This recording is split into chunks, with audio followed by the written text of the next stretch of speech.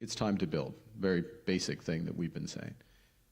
What we're trying to accomplish, and I think we're really getting momentum now across the country, is we don't want to hear what people are against. We want to hear what they're for.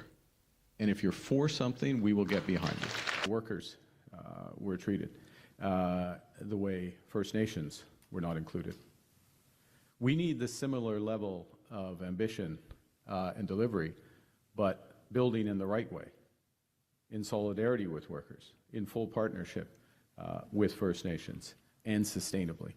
And that's what the government is focused on doing. So speed, but doing speed the right way, and that really requires partnership. Now,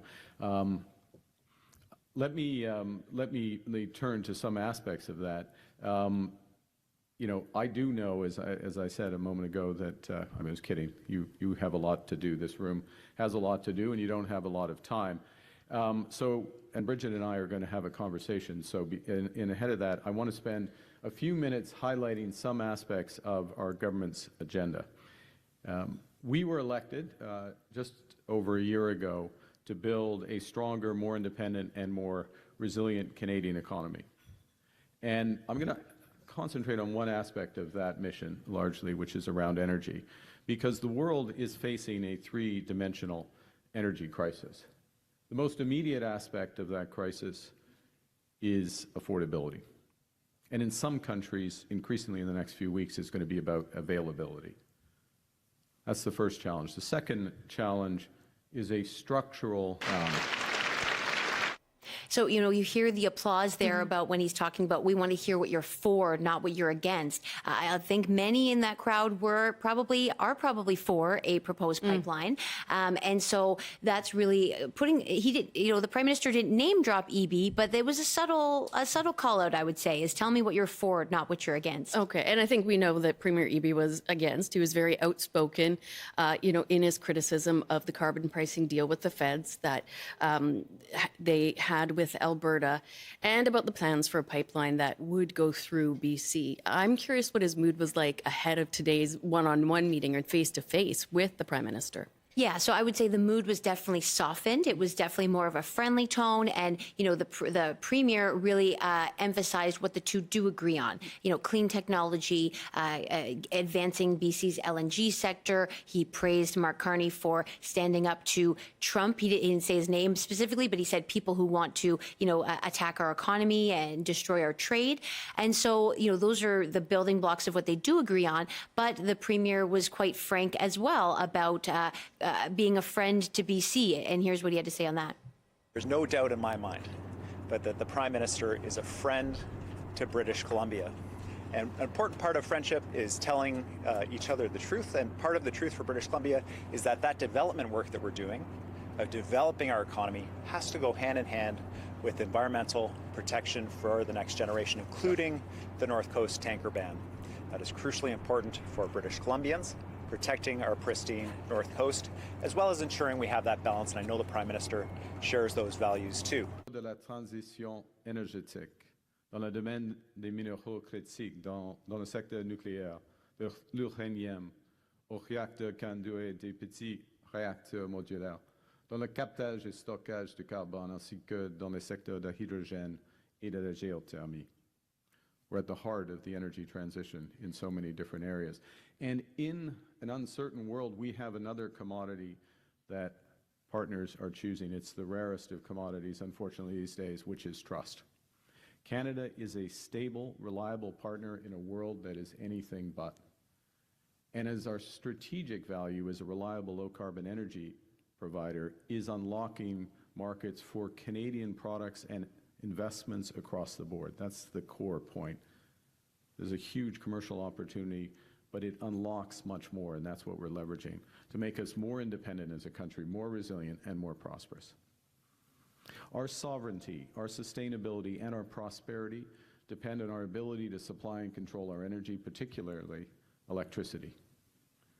As the economy expands and grows, as AI accelerates, electricity demand in Canada is expected to double over the course of the next 25 years.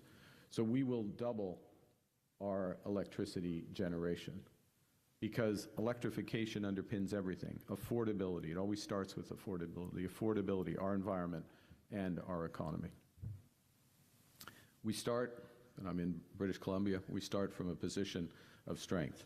Led by BC, we have amongst the lowest electricity costs in the world. We have amongst the most sustainable grids. We must extend that advantage. Pour doubler la capacité de notre réseau électrique, il faudra des investissements importants dans la connexion des réseaux provinciaux et une répartition des coûts sur quelques années. So the premier mentioned the North Coast tanker ban. Yeah. That would have to be lifted if a oil pipeline were to go to BC's North Coast to, say, Prince Rupert. But that's not the only route. There's still the potential of a southern route that would mirror the Trans Mountain pipeline. Right. And we have asked the premier over and over, would you be more supportive of that? Would perhaps be that would have more buy-in from First Nations leaders who would acknowledge it doesn't affect the tanker ban? And he's dodged that. He said, well, there's no route. I'm not going to answer a hypothetical. So that could be an area where perhaps the prime minister might be able to gain traction and say, we will support LNG projects, we'll support Right. critical mineral rights. We want you to support a southern route. A little bit of back and forth there, give and take. I'm curious just sort of what is expected to come, as a result of today's meetings. Is it sort of those concessions on either side or future plans? Well, that's a great question. We are still waiting to hear if the premier will take questions at the legislature. He's heading back there now. He has to be there for cabinet and question period. So we'll be asking what did BC get? What concrete, any assurances coming out of the meeting? Did you have to give up anything? Yeah. The premier had said he was going to be pushing for BC to get the same lower industrial carbon price as Alberta got. We don't know if that was secured as well. So there's a lot of questions about what this meeting achieved, but certainly going into it, the tensions were a bit higher, and perhaps this meeting has calmed them down and had some, basically face-to-face helps broker deals, but we have to find out what kind of deals were made. I guess people. Afin que les consommateurs aujourd'hui n'aient pas à supporter à eux sans le coût d'investissement dans les Canadiens et la planète bénéficieront pendant des décennies. We have to do this in a way that affordability, that we don't put all the burden on ratepayers today for benefits that will be felt by generations going forward. Et cela nécessite une réforme du système des permis, de nouveaux partenariats avec les peuples autochtones et la volonté de mettre à profit l'ensemble des sources d'énergie disponibles. So doubling our grid will actually deliver, rather than just promise, on our climate change objectives. Because by far the biggest emission reduction prize, is reducing emissions affordably through electrification, not pursuing absolute purity in generation.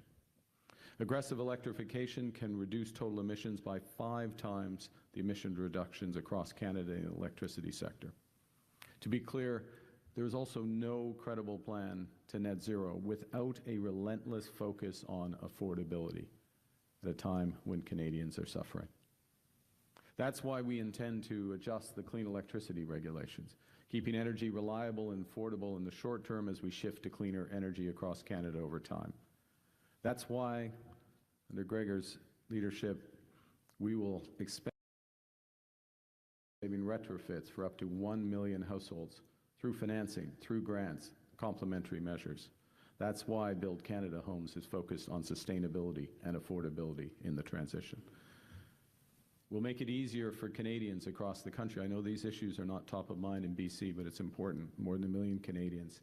We need, almost 2 million Canadians to transition from expensive propane, oil, electric baseboard heating to more affordable electric heat pumps. And with the right investment, 7 in 10 Canadians will pay less for their energy by 2050. That's more than $15 billion back into their pockets. Go back to my theme. In a rapidly changing world, Canada must become the source of affordable, clean, and reliable power. Because when we master energy, we master our destiny. So, let me just make a few points about what this means for BC. And the first, That's the good news part. This means large federal incentives to build more transition, including in province, aggressive investment tax credits, supportive financing, coordinated environmental assessments, and the financing of Indigenous equity participation. And I said transmission, I mean transition and generation, of course. Second, it means providing interconnections to promote affordability and resilience. And a prime example is the Northwest Critical Conservation Corridor, which we referred to the major